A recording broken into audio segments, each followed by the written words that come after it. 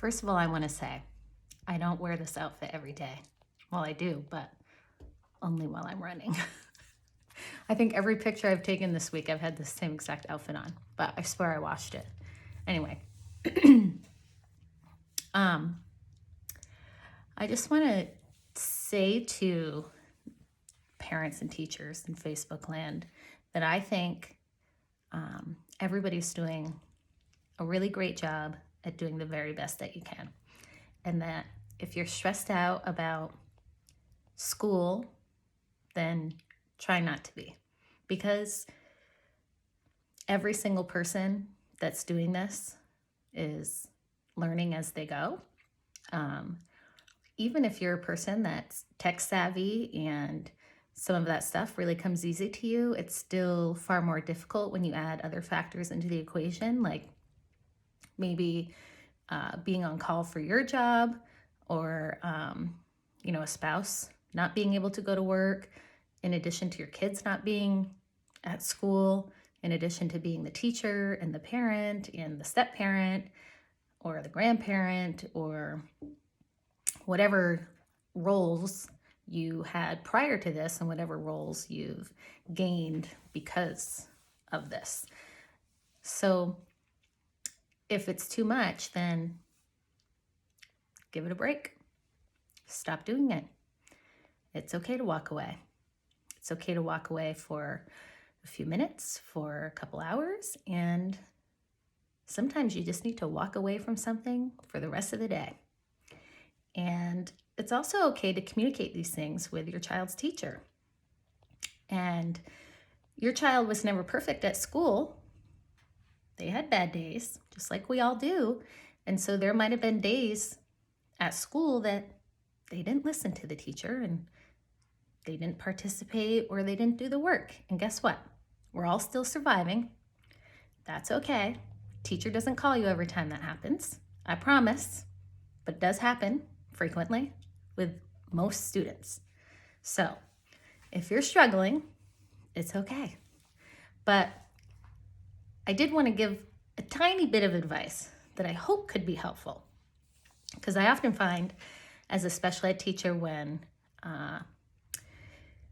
you're engaging with a student who's having a difficult time and they might need something other than a normal, what might normally work for somebody, to give a choice. And so that could look different for every scenario, but maybe give them a choice of what their day looks like, if that could work for you. Like, maybe they hate math but love reading or love art. Give them a choice of what their day will look like. Write it out. Help them plan it out and see if it works. And promise to revisit it and say, did this work today? Give them a choice in when their breaks are. Give them a choice in letting them take a break.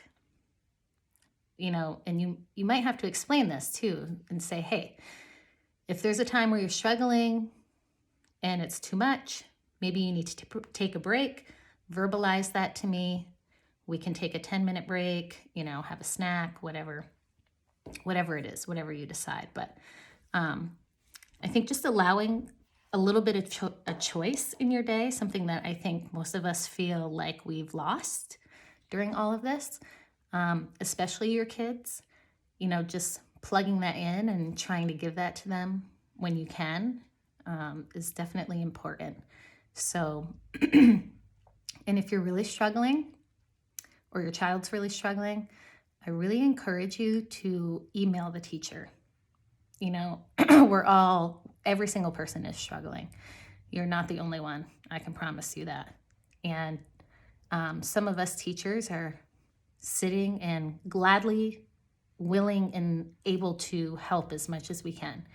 And if you don't hear from one teacher, then try a different one.